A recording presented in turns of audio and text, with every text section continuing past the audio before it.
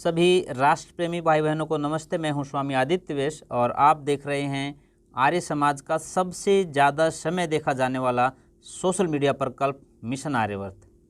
आपने अब से पहले छोटे छोटे बच्चों की कुछ वीडियोस देखी हैं, आपने उनको बहुत पसंद भी किया है और उस कार्यक्रम को हमने सिर्फ इसलिए शुरू किया था ताकि ये छोटे छोटे बच्चे हमारी प्राचीन वैदिक सनातन परंपरा से जुड़ सकें, उसके बारे में कुछ जान सकें। और इन बच्चों को इन चीज़ों से जोड़ने के लिए हम लोगों ने एक कार्यक्रम चलाया था आर्य बाल प्रतिभा, जिसके माध्यम से हम यक्ष प्रश्न, सत्यार्थ प्रकाश के प्रश्न और वैदिक प्रश्नोत्तरी ऐसे प्रश्न बच्चों से पूछते हैं। उनकी तैयारी करके वो बच्चे जो है वो जवाब देते हैं और कार्यक्रम में शामिल होते हैं। ऐसी एक छोटी सी बेटी आज हमारे इस कार्यक्रम में है जिसका नाम प्रियांशी है। प्रियांशी, आप अपना पूरा परिचय दें। मेरा नाम प्रियांशी है। मैं 5वीं कक्षा की छात्रा हूँ। मेरी माता का नाम श्रीमती सुनीता है। मेरे पिता का नाम श्रीमान अशोक है। मैं मदीना टिटोली गांव में रहती हूँ। और मदीना का नाम आपने लिया था, मदीना में आप पढ़ते हैं? अच्छा, प्रियांशी मदीना गांव में पढ़ती है। मदीना भी एक ऐतिहासिक गांव है और टिटोली गांव की बेटी है। टिटोली भी अपने आप में विश्व प्रसिद्ध एक गांव है।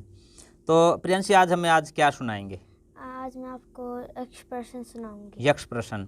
यक्ष प्रश्न जो है ये महाभारत का एक प्रसंग है जिसमें यक्ष जो है युधिष्ठिर से प्रश्न करते हैं और वो जो प्रश्न युधिष्ठिर से यक्ष ने किए थे उनका जो जवाब युधिष्ठिर ने दिया था वही जवाब आज जो है प्रियांशी हमें जवाब देगी।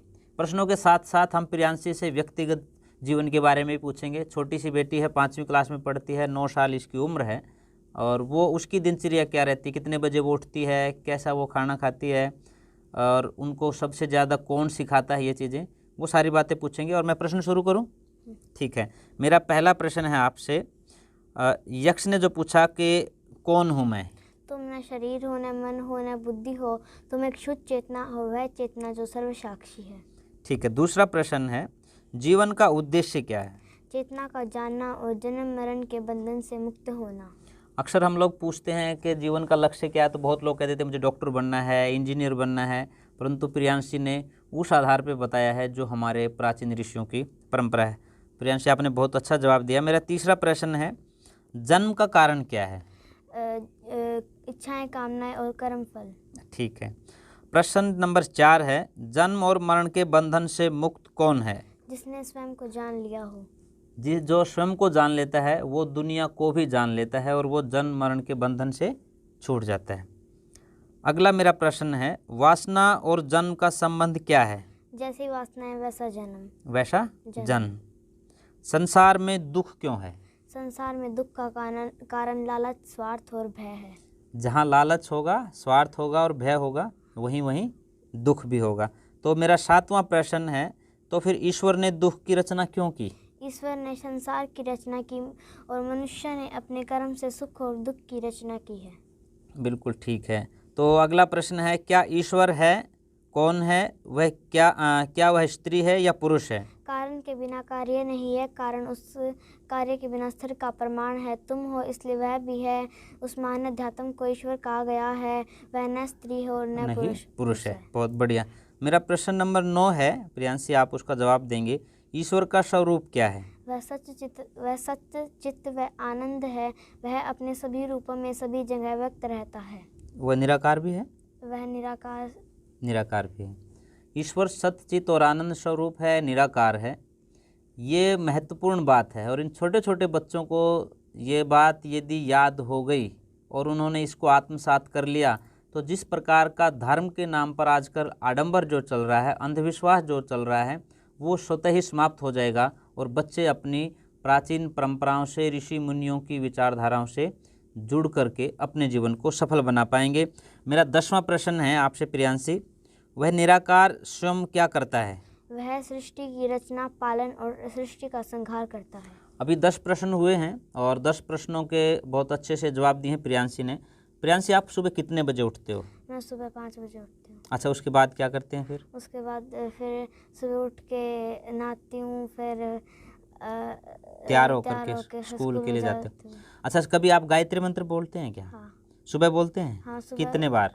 सुबह 2 बार, फिर भगवान को नमस्ते करते, फिर धरती माता को। अच्छा, तो गायत्री मंत्र याद है आपको? हाँ। सुन लें। चलो गायत्री मंत्र सुन लेते हैं प्रियांशी से, उसके बाद फिर सवालों का सिलसिला जारी रखेंगे। ओम भूर्भुवस्वः तत्सवितुर्वरेण्यं भर्गो देवस्य धीमहि धियो यो न प्रचोदयात् स्वाहा।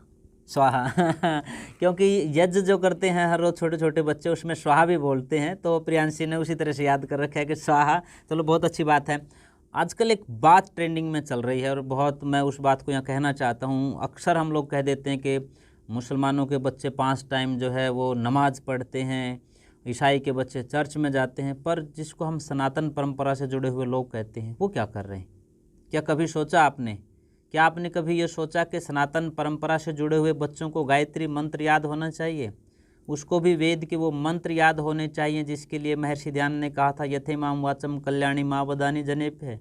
इस वेद के पवित्र मंत्र को बोलने का अधिकार इन बेटियों को भी है, शूद्र को भी है, और इस संसार में जितने भी व्यक्ति हैं उन सबको अधिकार है कि वो वेद के मंत्र बोलें। तो क्या आपके परिवार के बच्चे जो है वो वेद का मंत्र बोलते हैं? ये बहुत गंभीर प्रश्न मैं आपसे कर रहा हूँ। बहुत सहज लगता है पर बहुत कम बच्चों को गायत्री मंत्र याद है। और यदि मैं ये कहना चाहूँ कि गायत्री मंत्र के बाद क्या आपको गायत्री मंत्र का अर्थ आता है कि नहीं आता है, तो बहुत लोगों की जुबान रुक जाती है। 11वां प्रश्न है, यदि ईश्वर ने संसार की रचना की तो ईश्वर की रचना किसने की? वह अजन्मा अमृत और कारण है। ठीक है। भाग्य क्या है?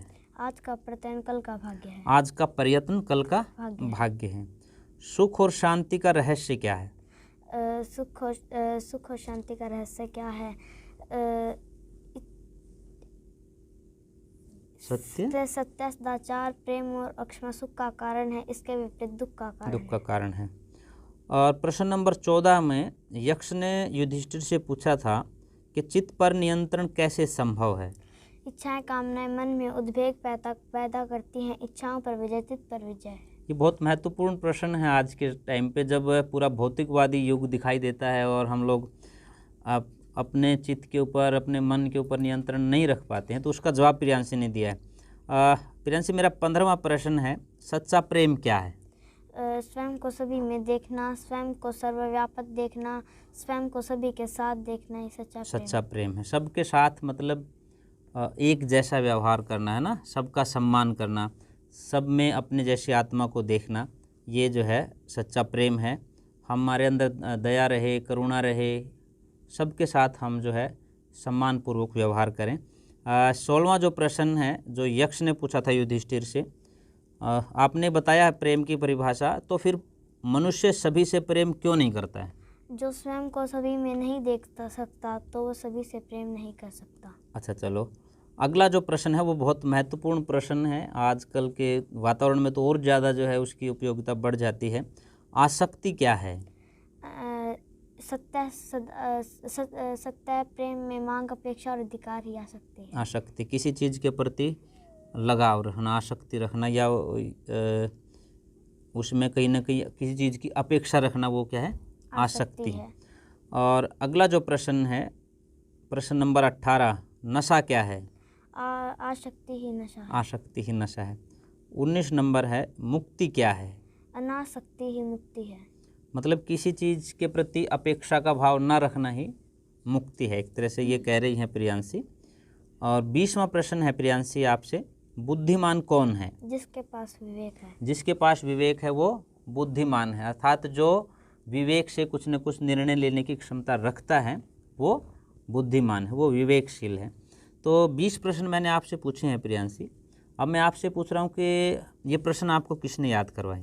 मेरी मम्मी ने। अच्छा, कितने टाइम याद करते थे आप इन प्रश्नों को? एक बार शाम को दोहरा लेते थे और एक बार सोते टाइम दोहरा लेते थे। अच्छा, ठीक है। तो आप कभी कैंपों में गए हैं, आर्य समाज के कैंपों में? कहाँ पे? टिटोली में। टिटोली में ही। बहन प्रवेश और पूनम जो बेटियों के शिविर लगाते हैं उनमें प्रियांशी अब पहली बार आए थे आप। सबसे छोटे बच्चे थे मुझे लगता है आप, है ना, शिविर में? आपसे छोटे भी थे कोई? कौन थे? रोहतक से आए थे कुछ तो। अच्छा, और कुछ का पता नहीं। कुछ का पता नहीं, चलो। तो आपने शिविर में क्या खास चीज़ सीखी? कोई एक चीज़ याद है आपको, ये ज़्यादा अच्छा लगा मुझे शिविर में? जूडो कराटे अच्छे लगे, योगा, मेडिटेशन, या फिर संध्या, या क्या अच्छा लगता था? सुबह की क्लास। सुबह की क्लास, सुबह की साधना की क्लास होती थी। तो सुबह साधना कौन करवाते थे? एकता दीदी। एकता दीदी। एकता हमारी बहन है जो हरियाणा में वेट लिफ्टिंग की NIS अभी कर रही है पटियाला से। वो यहाँ योगा ट्रेनर भी है और इन बहनों को सुबह मेडिटेशन योगा की क्लास जो है तो वो इन शिविरों में लेती हैं, जो रेजिडेंशियल शिविर लगते हैं। तो प्रियांशी उस शिविर में रही है। प्रियांशी, आप जो है गांव में रहते हैं, खाते क्या हैं आप?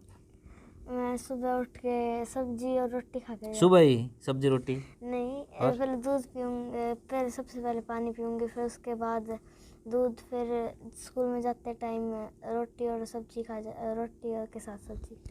और फिर जो आप अंडे तो नहीं खाते? नहीं। हाँ, स्कूल में आजकल बच्चों के लिए क्या कर रखा है कि ऑमलेट बनवाते हैं, ये बनवाते हैं। आप तो नहीं खाते ना? हाँ, खाना भी नहीं। जब कभी टीचर कहे तो उनको गुस्से में मना कर देना कि हम लोग नहीं करते ये काम, क्योंकि हमारी विचारधारा के लोग हैं। ठीक है। अभी हमने एक प्रश्न बताया था ना कि हम सब में अपने जैसी आत्मा देखते हैं, है ना। हम मांस भी नहीं खाएंगे, अंडा भी नहीं खाएंगे, कोई जो है ना मांसाहार जो है हम प्रयोग नहीं करेंगे। ठीक है। आजकल के जो बच्चे खास करके स्कूलों की बड़ी समस्या है, बच्चों के लिए ऑमलेट और पता नहीं क्या क्या चीज़ें जो है वो कंपलसरी कर रखी हैं स्कूल के लोगों ने। तो मैं उनसे भी निवेदन करूँगा, प्रियांशी जो है, जैसे मैंने उसको कहा कि आप अंडे तो नहीं खाते, तो उसको भी बहुत, उसका चेहरा बदल गया था। तो बच्चों में इतना तो होना ही चाहिए, सहज में जो उनकी जो प्रवृत्ति है उसकी तरफ जो है प्रेरित करना चाहिए, और बच्चों को मांसाहार से बचा करके शाकाहार की तरफ लेकर के आना चाहिए, और दूध पीना चाहिए। छोटे बच्चे दूध कम पीते हैं, आप पी रहे हैं, अच्छी बात है। तो चलो मैं सवालों का सिलसिला दोबारा से शुरू करता हूँ, फिर थोड़ी कुछ बातें आपसे ऐसे ही पूछेंगे हैं। 21वां प्रश्न है, चोर कौन है? इंद्र के आकर्षण जिसको हर लेते हैं वह चोर है। अच्छा, वो एक बहुत बड़ा प्रश्न मैं पूछ रहा हूँ और मुझे लगता है आराम से प्रियांशी बता देगी। नर्क क्या है? इंद्रियों की दास्ता ही नरक है। अच्छा, जागते हुए कौन सोया है? जो आत्मा को नहीं जानता। और कमल के पत्ते में पड़े जल की तरह अस्थाई क्या है? जवानी, जीवन और धन। जवानी, जीवन और धन। धन, ये तीनों चीज़ें ऐसी हैं जो स्थिर नहीं रहती हैं। बहुत लोगों को ये भ्रम रहता है कि मेरे पास धन है और मेरे साथ ही चला जाएगा, या मैं साथ लेकर के चला जाऊंगा, इसलिए हाय तौबा रखता है धन कमाने के लिए, और जीवन का भी कुछ नहीं पता है। ये क्षणभंगुर जीवन है, पानी के बुलबुले की तरह से है, कब फूट जाएगा किसी को नहीं पता। एक व्यक्ति के पास बहुत ज़्यादा धन था, मैं छोटी सी कहानी सुना रहा हूँ आपको। बहुत ज़्यादा धन था और वो कहीं दान भी नहीं करता था। किसी महात्मा जी ने ये पता चला कि फलां व्यक्ति के पास धन तो बहुत है पर वो दान नहीं करते। महात्मा जी उनके पास आए, उन्होंने कहा कि आप हमें दान दे दीजिए, हम कुछ धर्म का कार्य करना चाहते हैं। तो उन्होंने मना कर दिया कि नहीं, मैं किसी को दान नहीं करता। उसने गुस्सा किया। अगले दिन वो महात्मा जी उनके पास गए और एक सुई होती है ना, छोटी सी सुई जिससे हम कपड़े सीलते हैं, वो सुई लेकर के चले गए। उसने वो सुई उनको, सेठ जी को दे दी कि ये सुई आप रखो, मुझे अगले जन्म में दे देना। ये कह करके महात्मा जी बाहर निकलने लगे। तो सेठ जी ने कहा कि रुको रुको, अगले जन्म में मैं आपको नहीं दे सकता। बोले क्यों नहीं दे सकते? कि ये तो यहीं छोड़ के जानी पड़ेगी। कि आपको पक्का इस बात का विश्वास है कि यहीं छोड़ के जानी पड़ेगी? उसने कहा जी बिल्कुल, ये तो यहीं छोड़ के जानी पड़ेगी। तो फिर महात्मा जी ने कहा कि जो अरबों की संपत्ति आपने जहाँ जमा कर रखी है वो भी तो यहीं छोड़ के जानी पड़ेगी, इसलिए इसको धर्म कर्म में लगाओ। तो फिर जो है वो सेठ जी इस बात को समझ गए, जिस का संकेत महात्मा जी ने किया था, और उन्होंने फिर उस दिन के बाद दान देना प्रारंभ किया और धर्म के कार्यों में उनकी रुचि बढ़ गई। तो ये जो है दान या जीवन, जो धन है और जीवन है और जवानी, इनका कुछ भरोसा नहीं है, और ये एक तरह से अस्थाई हैं। स्थाई किसी के पास जो है ये नहीं रहती हैं। तो मैं अगला प्रश्न आपसे पूछ लूँ, दुर्भाग्य का कारण क्या है? दुर्भाग्य का कारण क्या है? मद व अहंकार। मद व अहंकार, ठीक है। अहंकार के कारण व्यक्ति जो है दुर्भाग्य को प्राप्त होता है। और सौभाग्य का क्या कारण है?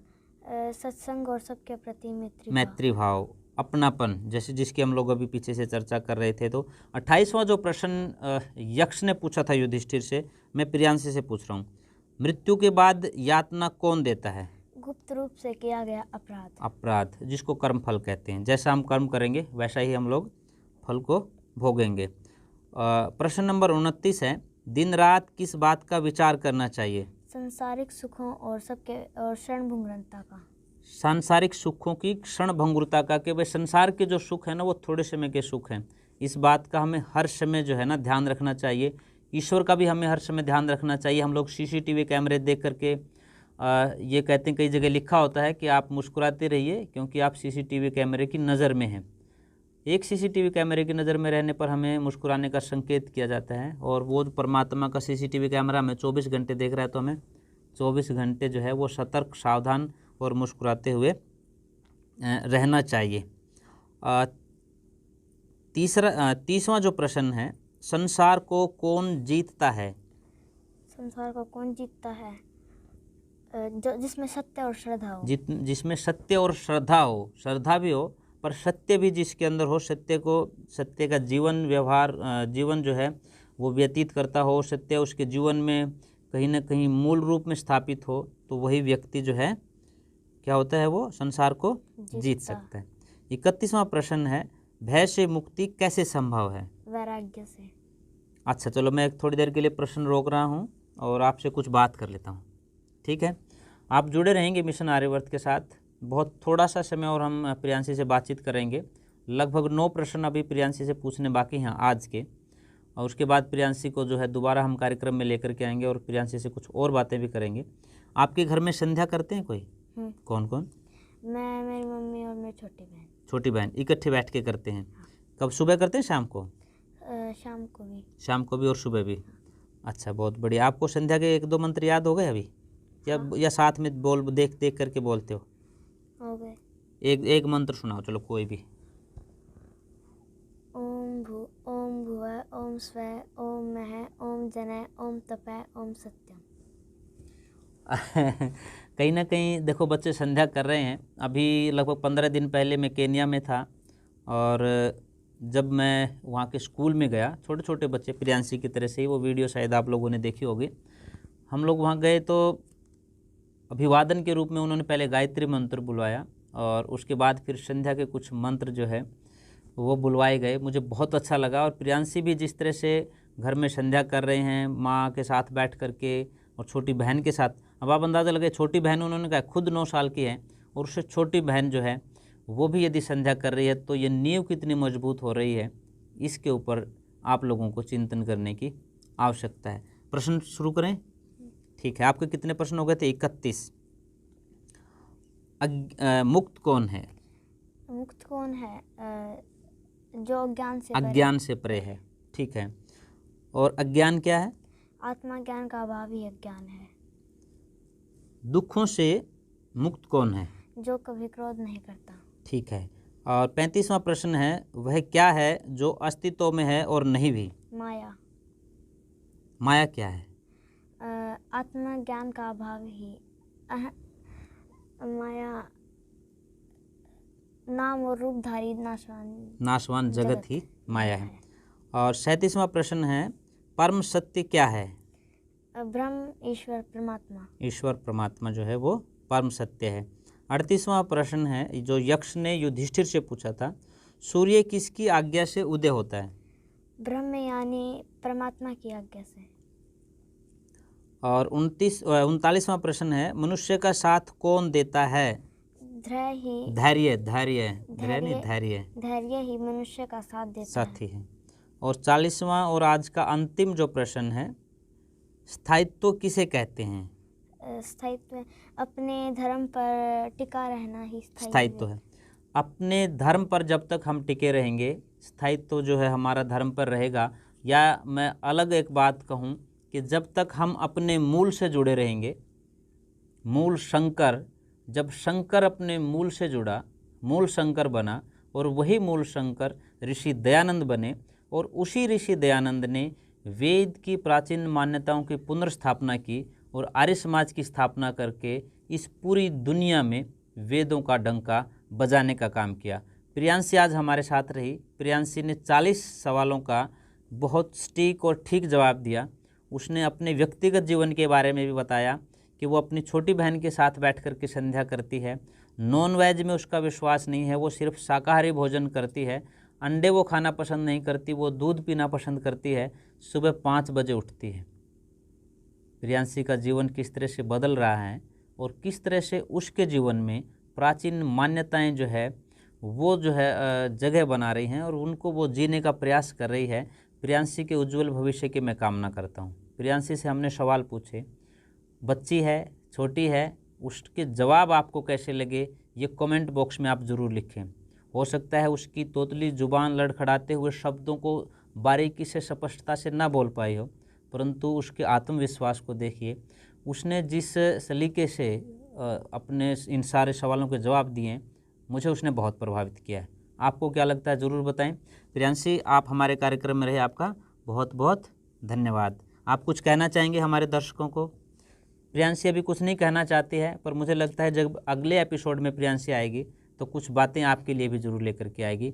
आप मिशन आर्यवर्त को सब्सक्राइब भी करें यदि आपने अभी तक सब्सक्राइब नहीं किया है, और अपने छोटे बच्चों को अपने सामने बैठा करके, यदि उनको इस मोबाइल की लत है तो इसका एक ही लाभ ले सकते हैं। कम से कम इन बच्चों को कुछ पॉजिटिविटी के साथ जो जीवन में काम आने वाली चीज़ें हैं उनसे ओतप्रोत करें।